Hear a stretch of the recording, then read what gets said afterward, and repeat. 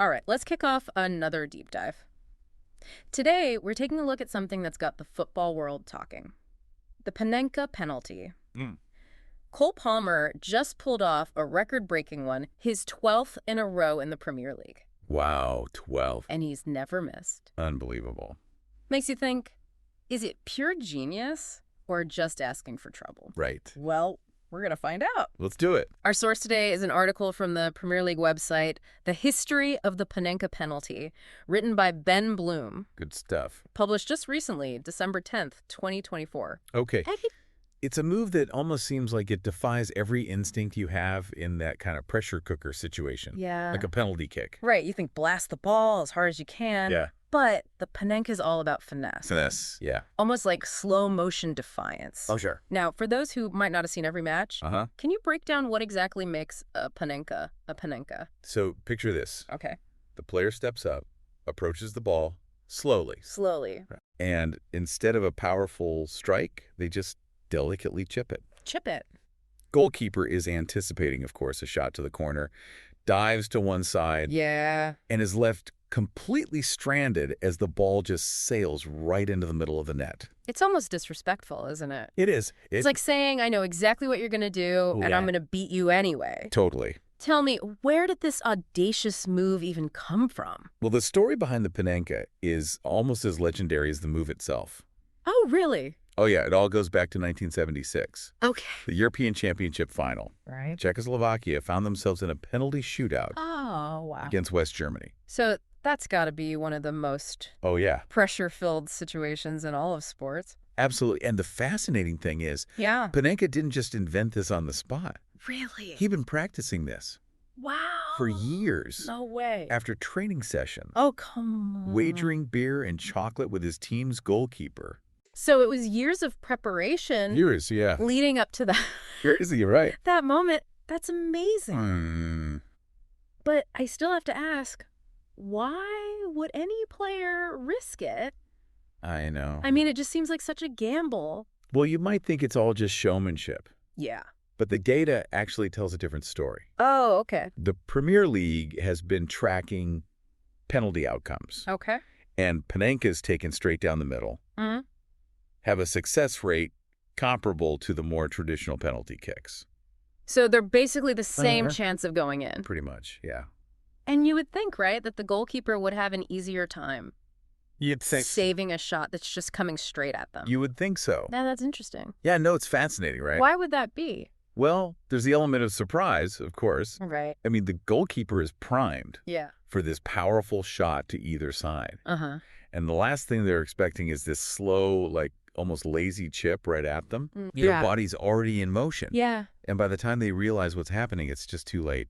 So it's a mind game. It is. It is. As much as it is like a physical skill. Yeah, it's like almost disrupts their timing and their anticipation. Yeah. Completely. So we're talking about psychology of the goalkeeper here. Absolutely. Think about it. They dive. Yeah. They miss the ball. And they look foolish. And they look foolish, yeah. It's not only have they conceded a goal, Right. but they've been outsmarted in a very public way. It's got to shake their confidence. Oh, it does, especially in a high-stakes situation like a penalty shootout. For sure. You know? Yeah, big time. Yeah. It's not just the keeper, though. No. A successful Panenka Yeah. can really rattle the entire opposing team. Oh, yeah. I bet, like, just watching your teammate get beat like that, Oh, for sure. it's got to mess with the other penalty takers, too. Oh, absolutely. Right. And you can see this play out in real-world situations. One that comes to mind Yeah. is Andrea Pirlo's famous Panenka Uh-huh.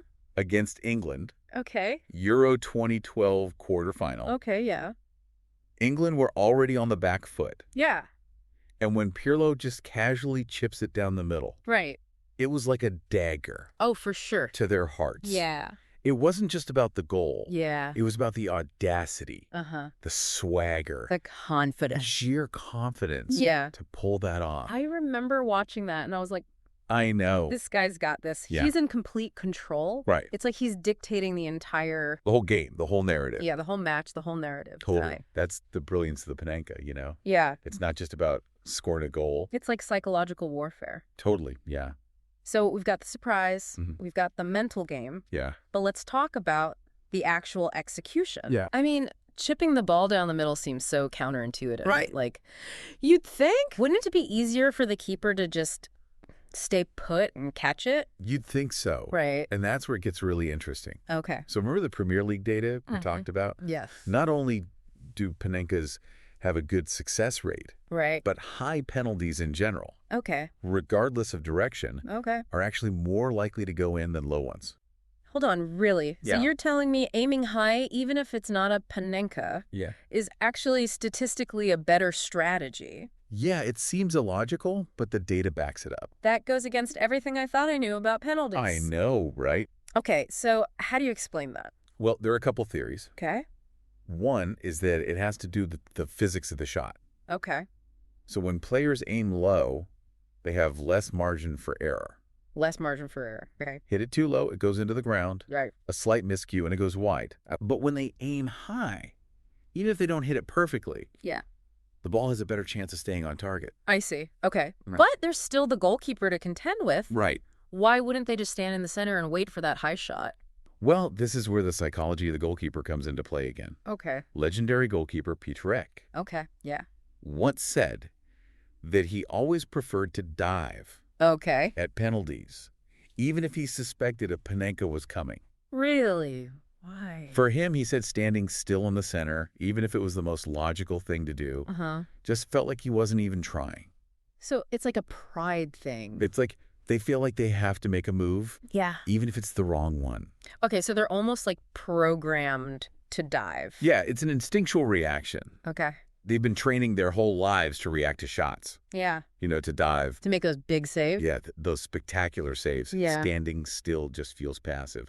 Almost like admitting defeat before the penalty's even taken. And the Panenka just uses that against them. Turns the goalkeeper's instincts against them. It's perfect. Completely. So they see that slow approach.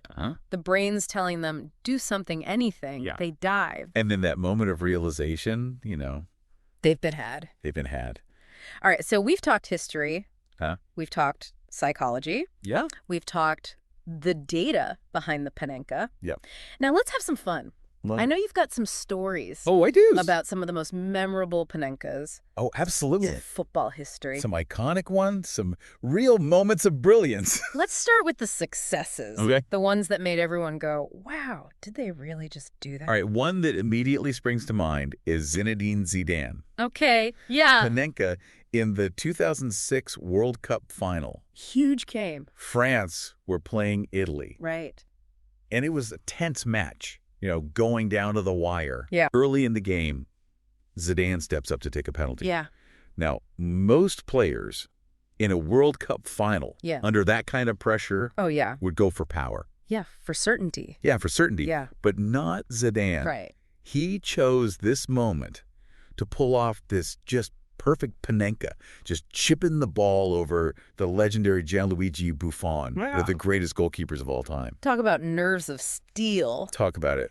World Cup final. I know. Chipping it over Buffon. It's like he was saying, I'm Zidane, I do what I want. He's the man. I know, right? And the whole world's just watching in awe. I know. That's what makes it so compelling. That's it. It's not just about the technique. No. It's about the story, the context. It's the whole package. Yeah, the audacity. The audacity. All right. What are some other favorites? Oh, so many to choose from. Okay, give me another one. How about Alexis Sanchez's last-minute winner for Arsenal Okay, yeah. against Burnley back in 2017? Arsenal were down to 10 men. Uh-oh. They were desperate for a win. Okay. And the tension, you could cut it with a knife. Yeah. In the dying moments of the game, they were awarded the penalty. Yeah. Sanchez steps up. Yeah. And instead of going for, a safe, powerful shot, Right. he just coolly slots a Panenka straight down the middle, Oh, wow. winning the game for Arsenal. Those are the ones that make you jump out of your seat. I know, right? The drama. The tension. The audacity. It's like a movie ending. Okay, I need one more. All right, how about Thierry Henry? Oh, yeah. Effortlessly cool. Thierry Henry. Yeah. Back in 2003, playing for Arsenal against Newcastle. Yeah. He just casually chips the ball over the goalkeeper like it was just another day at the office. Almost nonchalant, wasn't it? Yeah, like, this is too easy. Yeah. Pure mastery. Yeah. He made it look so simple. It's beautiful when it works. It's beautiful. And then, of course, we've got to talk about the other side of this. Right. Not every Panenka attempt ends in glory. Sadly not. Right. Some real cringeworthy ones. Yeah, the ones that make you laugh and cringe at the same time. You laugh, but you also feel bad. You feel bad for them. A little bit, yeah. Like, you gotta laugh. I gotta laugh, yeah. Give me some of the best Panenka fails. All right, well, one that instantly comes to mind. Okay. Adamola Lookman Okay, yeah. attempted Panenka for Fulham back in 2020. Okay. They were playing against West Ham deep into stoppage time, Oh. chasing an equalizer. Okay, so high pressure already. High pressure, Yeah. awarded a penalty. Yeah. Lookman steps up, Yeah. tries to chip it down the middle. Uh-oh. But the goalkeeper, Lukas Fabianski, Yeah. just stood his ground Oh, no. and easily caught it. I remember that one. It was almost painful to watch. Oh, it was bad. Poor guy. Yeah, Lookman was only 22 at the time. Yeah, that's young. I know, you could see the weight of the world on his shoulders after that miss. Yeah, for sure. You know, and it just highlights the fact that the Panenka is not just about technique. Right. It's about timing, Yeah. reading the situation. The psychology? Yeah, the psychology of the goalkeeper. You just got to all line up. It's got to all line up. You can't just decide. Do it anytime. Anytime. Right. Yeah. And even the best players Yeah. can get it wrong. Oh, yeah, absolutely. Right. Remember Sergio Aguero? Okay, yeah. Failed attempt for Man City Right. against Chelsea Okay. back in 2021. Right. He later apologized to the fans, Yeah. admitted that he'd messed up. Wow. Aguero, one of the most prolific goal scorers in Premier League history, Crazy, right? missing a Panenka. It just goes to show that even at the highest level, this move requires nerves of steel Yeah. and just perfect execution. It's a delicate balance. It is. It's like skill, I- confidence. And a bit of luck. Yeah. You got to have that. Okay, so after all this, hearing about the successes, the failures, the psychology, the data, is the Panenka ultimately a stroke of genius, or is it just idiotic? That's the million-dollar question, isn't it? Yeah. And I don't think there's a simple answer. Yeah. The Panenka is a paradox, a contradiction. Yeah. You know, it's both brilliant and idiotic, Right. audacious and foolish all at the same time. Like a high wire act. It is. It is. The thrill comes from that risk, the danger, the possibility of failing. Exactly. And that's what makes it so fascinating. Yeah. It's a reminder that football, like life, is full of these calculated risks. Oh, I like that. You know, those moments where you have to decide, do I play it safe Right. or do I go for something spectacular, even if it means I might just fall flat on my face? That's a perfect way Yeah. to frame our final thought for the listener. It is. If you were the one stepping up Oh, yeah. to take that penalty, game on the line, would you have the guts? It's easy for us to sit here, you know, and analyze it all. Right. But to be in that moment, Yeah. facing the goalkeeper, feeling that pressure, It's a whole other level. whole other level. I know I'd be second guessing myself. Oh, yeah. Big time. Thinking about all the ways it could go wrong. Exactly. There's so many factors to consider, right? Oh, yeah. The score, the time left in the match, Sure. your own confidence level, the goalkeeper's reputation. Yeah. It's like a high-stakes poker game, Yeah. trying to read your opponent, make the decision that could win it all or lose it all. Yeah, it's a test of character.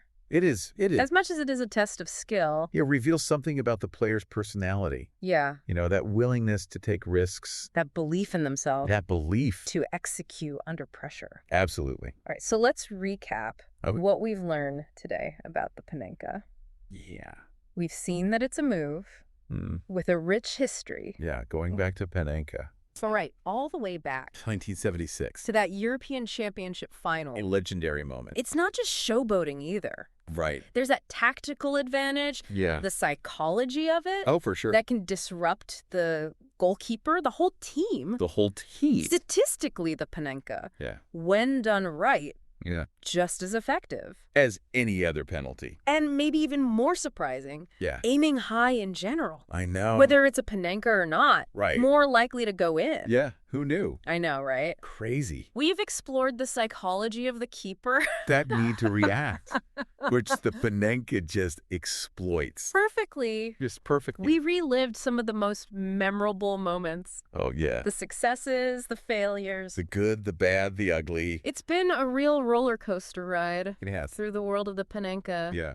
And, it's a move that I think continues to fascinate and divide fans all over the world. Yeah. It's a reminder that football's a game of inches. Yeah. Of moments. Yeah. Of decisions made in a split second. And sometimes it's the most audacious, the most unconventional moves that make the difference. Make all the difference. I think the Panenka teaches us a lesson. It does. That goes beyond football. Sometimes in life, we just got to take those risks. Yeah, trust our instincts. Go for the unconventional. You got it. Even if it means you might fail. You never know until you try. So the next time you see a player stepping up to take a penalty, remember Panenka? Remember the legacy. The audacity. Yeah. The brilliance. The risk. The risk. The reward. Reward. Ask yourself, would you have the nerve? That's the question. This has been a fascinating deep dive. It has. Well, we want to hear from you. Yes. Tell us about your favorite Panenka moments. Or if you're feeling brave. Yeah. Let us know if you'd ever try one yourself. Head over to our social media. Let us know. Yeah. Until next time. Keep exploring. Keep questioning. And keep diving deep.